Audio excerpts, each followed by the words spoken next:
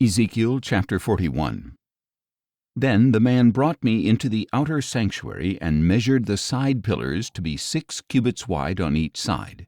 The width of the entrance was 10 cubits, and the sides of the entrance were 5 cubits on each side.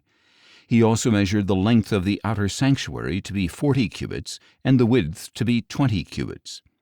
And he went into the inner sanctuary and measured the side pillars at the entrance to be 2 cubits wide. The entrance was 6 cubits wide, and the walls on each side were 7 cubits wide. Then he measured the room adjacent to the inner sanctuary to be 20 cubits long and 20 cubits wide, and he said to me, "This is the most holy place."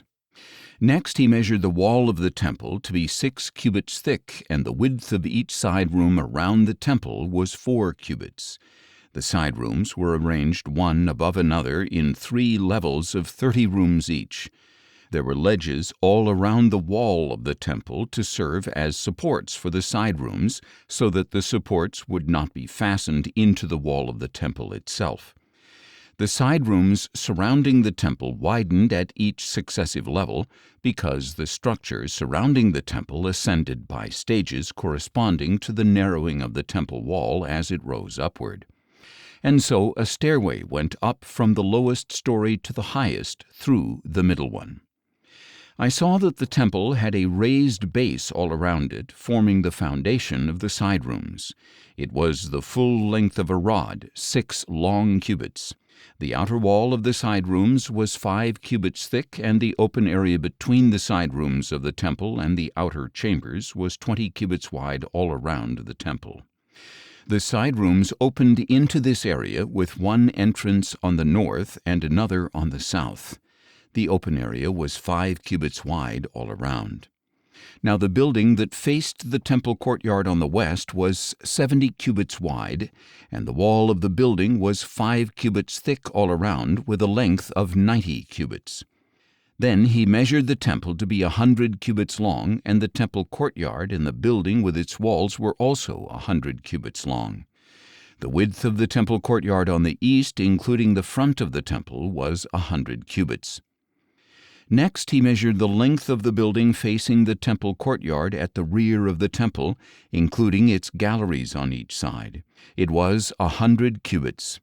The outer sanctuary, the inner sanctuary, and the porticos facing the court, as well as the thresholds and the beveled windows and the galleries all around with their 3 levels opposite the threshold, were overlaid with wood on all sides.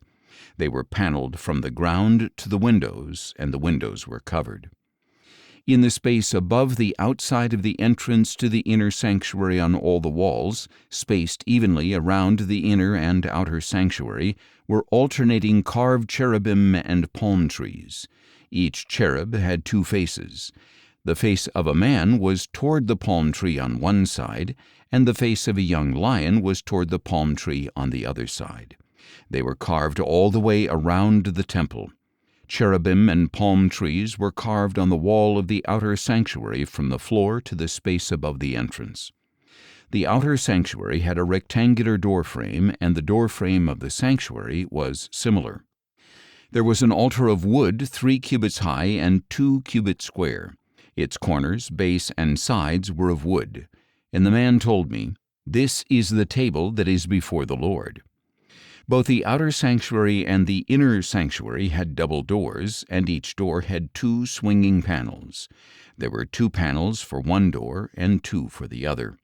Cherubim and palm trees like those on the walls were carved on the doors of the outer sanctuary, and there was a wooden canopy outside on the front of the portico.